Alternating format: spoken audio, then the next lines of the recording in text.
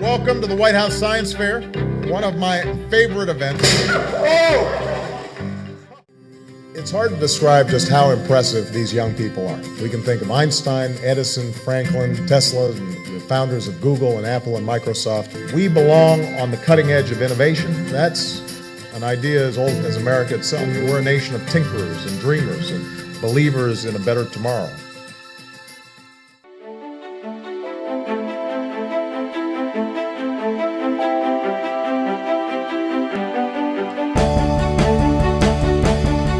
Tonight, we are gathered here to celebrate 70 years of advancing science and engineering.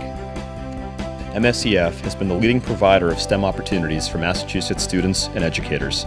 From world-renowned competitions to acclaimed programs, the organization has played a profound role in impacting students, educators, and for sure, our nation's innovation economy. This would not be possible without the generous support of our corporations, foundations, individuals, and institutions like MIT. There is nothing more important than supporting our young innovators with the tools and resources to think critically and independently to do big things. It's critical that this next generation of innovators and change makers has the resources and the wherewithal to think critically. Tonight, we're going to hear from some of our students. It's an opportunity for us to celebrate the amazing work of not only this organization, but of our students who've gone on to do big things. Science fair, it was an incredible experience. I won the first place prize at the Massachusetts State Science Fair.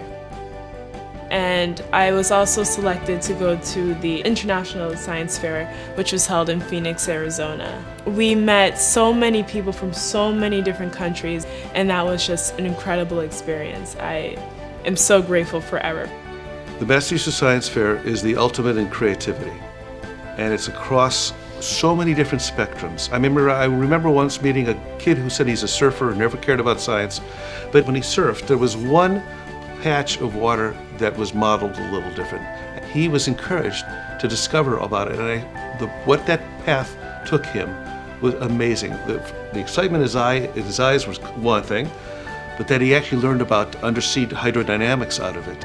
And I said, wow, this is fantastic. This is a kid who not really interested, but really was interested, never got the key to unleash that. And the State Science Fair did that for him and for many, many kids. And you see this every year. They follow something through and they explore it. They are future scientists, future engineers. They have to build and make these things. And I can't imagine a more effective way than this kind of creative process. Everybody remembers their science fair. Everyone. The skills that I learned in the science fair are still being used today. So the idea of asking a question, methodically answering it, the general intellectual curiosity, the way of actually going about research. So every single time I teach, it's basically a presentation, and and those skills I learned at the science fair.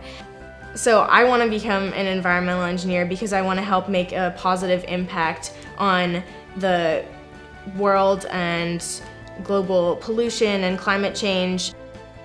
I think that it's important for people of my generation to continue to think about how we're impacting the world. When the award was announced, I was absolutely shocked. I felt like I was floating up onto the stage to accept the award. I couldn't believe it. My sister and I were first-generation college students. Both of my parents struggled in factory jobs my entire life. I don't think that anyone expected that someone with my background would end up completing a PhD halfway around the world. I truly believe that it was my experience with the science fair that gave me the confidence to go out on a limb in my scientific career and try something new. And with that, I wish you all the best for your 70th anniversary celebration, or as we say in Austria, alles Gute und auf Wiedersehen. I am here in the school today to help as a mentor with the science projects. It's fun because I haven't been in the lab for 20 years, so for me it is nice to be able to touch these things again, and I love to do it. And I think they are brave to start these kind of experiments, even when they don't know what it will take. And I really appreciate that, and I hope that they get this spark about science and want to continue with that. Good morning, science fair friends. This is my home lab where I work as a professional hacker testing aviation systems for a living. You know, I'm super lucky in that my electronics passion came out pretty early in my life. The middle school science fair was actually the first time I got to dive headfirst into a project where I managed to somehow convince my parents that building a robotic arm was purely an academic endeavor. It's kind of crazy to me that way back then I was building the foundation for my career. Being a hacker, I get to explore a pretty diverse set of systems every day, and the science fair is really what introduced me into how to dive into a problem, and not just that problem-solving toolbox, but how to understand the whole breadth of a problem, how to know when to dive deep and when to move on.